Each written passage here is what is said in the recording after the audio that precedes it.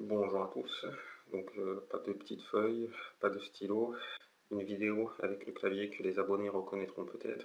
C'est l'accessoire de la web-série Dissidence Copy, qui devrait bientôt revenir, Inch'Allah.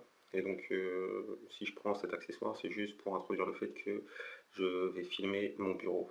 Donc rendez-vous tout de suite. Bienvenue sur mon bureau, et plus particulièrement dans mon navigateur internet. J'avais déjà fait quelques vidéos concernant Amédi Coulibaly et les frères Kouachi, les attentats de Paris en janvier 2015.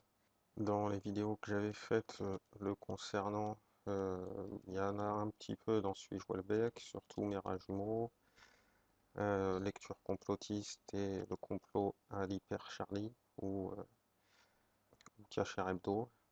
Et voilà à peu près, si vous voulez approfondir le sujet sur ma chaîne YouTube. Après, il y a d'autres liens, d'autres informations, et notamment celle d'un autre site où j'ai trouvé une information intéressante, c'est le greffier noir. Quelle est donc cette information du greffier noir que je voudrais vous partager? Vous vous rappelez certainement la vidéo de revendication et d'allégeance à l'État islamique d'Amédi Coulibaly. Donc c'était une vidéo assez structurée.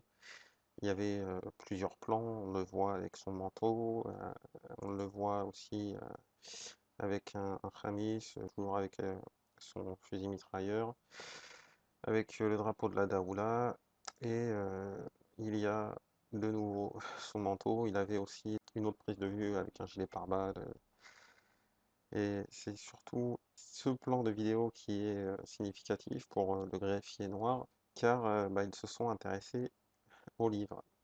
Qu'est-ce que peut bien lire un terroriste islamiste? Donc l'appartement, tout est assez neutre. Ils ont peut-être fait le ménage des autres livres, des autres objets qui étaient dans cette niche, mais ils ont laissé ces 4 livres en évidence. Pourquoi avoir laissé ces 4 livres, hein? Donc il y en a 3 sur 4 qui ont été identifiés, et on va voir lesquels. C'est assez farfelu. Une précision concernant cette vidéo avant que j'oublie. Donc cette vidéo de revendication a été postée par l'État islamique le 11 janvier, le 11, toujours le 11. Et donc, quels sont ces livres? Donc le premier à être identifié, on commence par la gauche, c'est La petite marchande de prose de Daniel Pénac. Et l'autre à être identifié, c'est celui qui tient le tout en équilibre, c'est L'hygiène de vie de Nathalie Nothomb. Le second livre en noir n'est pas identifié dans un premier temps, mais l'auteur est identifié. Il s'agit de Patricia Highsmith, ou Highsmith, et c'est le greffier noir qui, par un procédé de pixelisation pour voir combien il y a de lettres dans le titre, puis par déduction des œuvres de l'auteur, va nous dire de quel livre il s'agit. C'est une créature de rêve. Donc la vidéo avait été postée le 11, et le 12, il y a déjà un article sur le Figaro Culture qui nous parle justement de ces livres, et qui pose la question: faut-il interpréter la présence chez les terroristes de ces livres qui a priori n'ont en commun que de mettre en scène des assassins? Ces livres n'ont en commun que de mettre en scène des assassins. C'est quand même assez surprenant. Donc le ménage a été fait dans l'appartement. Il n'y a rien qui puisse justement identifier cet appartement. L'acteur de la vidéo se met en scène à plusieurs endroits avec différents vêtements. Il n'y a aucun détail derrière, aucun accessoire qui puisse donner des indices aux enquêteurs, sauf sur ce plan où on a 3 livres qui mettent en scène un assassin. Moi, je trouve ça extraordinaire. Donc on va voir un petit peu les livres, de quoi ils parlent un petit peu plus précisément. Donc au sujet du livre d'Amélie Nothomb, Le Figaro nous dit: le héros d'hygiène de l'assassin est un vieil écrivain, prix Nobel de littérature, misanthrope, misogyne, confit dans la haine et dans la graisse, qu'une maladie rare condamne à brève échéance. Il accepte de donner 4 interviews à des journalistes avant de mourir. 4 interviews, comme 4 plans dans la vidéo. C'est un détail. Ces entretiens s'avèrent être des jeux de massacre. Le vieil auteur assassine, en les humiliant, les journalistes, des imbéciles qui ne s'intéressent qu'à sa célébrité et ne connaissent rien à son œuvre. Arrive ensuite une jeune femme qui a lu tous ses livres et va peu à peu l'amener à se démasquer et à avouer le meurtre de la jeune fille dont il était amoureux dans sa jeunesse. Il avait préféré assassiner sa pureté, son innocence, plutôt que de la laisser se faire profaner. Sur le livre de Nos tombes, le greffier noir n'est pas très loquace, mais il fait remarquer que dans le livre de Nos tombes, l'auteur précédent, en fait, du livre précédent, Patricia Highsmith, est la seule écrivaine femelle à trouver grâce auprès de Prétexta Tac. Donc Prétexta Tac, c'est le héros du livre d'Amélie Nothomb, le prix Nobel de littérature. Et donc dans le livre de Patricia Highsmith, il y a le personnage Elsie qui est une serveuse habituée des nightclubs, qui ne laisse personne indifférent, ni les hommes ni les femmes, ni Ralph Linderman, un solitaire aigri et puritain qui l'observe en promenant son chien baptisé Dieu et se met en tête de la sauver des tentations et du péché. Inquiète, Elsie trouve protection auprès de grands bourgeois new-yorkais. Mais pour tous ces êtres, elle va représenter une sorte de rêve, de ces rêves qui tournent doucement et implacablement au cauchemar. Elsie meurt assassinée dans un tourbillon de passions sordides. Et donc, ce qui est aussi intéressant, c'est que en plus d'Amélie Coulibaly, il y a sa femme. Elle ne serait peut-être pas en Syrie, dans l'État islamique, comme le disent les médias, mais peut-être que elle serait morte d'une mort sordide sur La petite marchande de prose.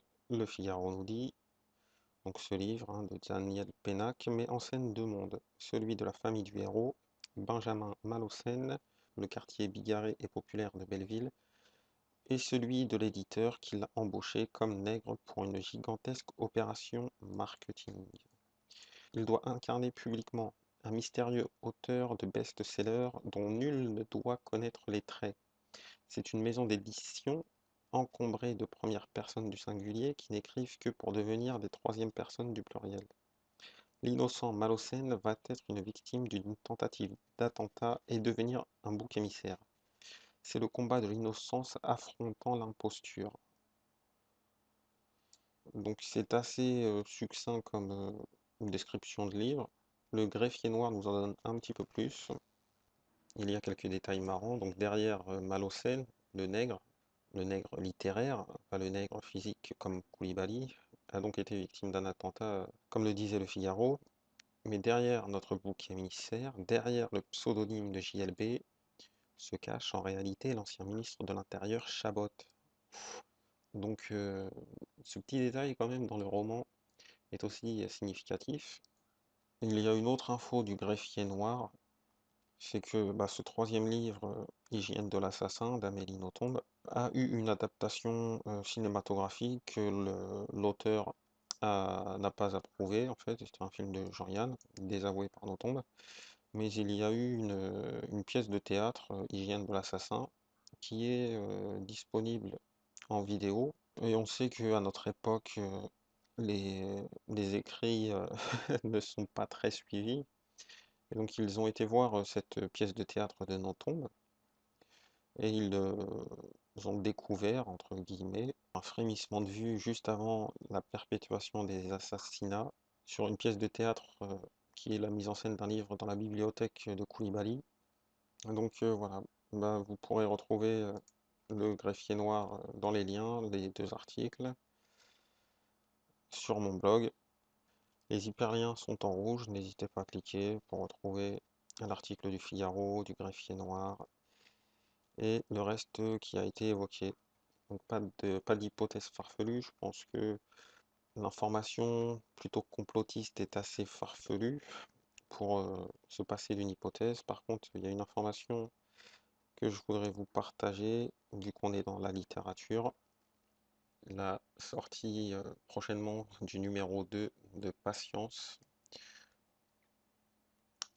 Patience, c'est un magazine de Marc-Édouard Nab. Le premier était à 20 euros, peut-être que le deuxième va aussi être à 20 euros. Ça fait cher le magazine, hein, ça fait plus cher qu'un bouquin, mais ça reste de l'auto-édition, comme Nab ne le fait depuis un bon bout de temps. Donc il n'y a pas de publicité dedans, tout va à l'auteur qui est en train d'écrire un pavé de 1000 pages sur la dissidence. Donc il finance ce gros livre avec ce magazine et puis les ventes de ces tableaux dans ce numéro 2. Et c'est un petit peu ce qui m'a poussé à faire cette vidéo parce que l'information sur les livres de Koulibaly n'est pas très fraîche, pas nouvelle. Quel était l'attentat prévu par les frères Kouachi après Charlie Hebdo ou lire le testament de Koulibaly, une lecture du testament vraiment et pas une lecture de ses lectures.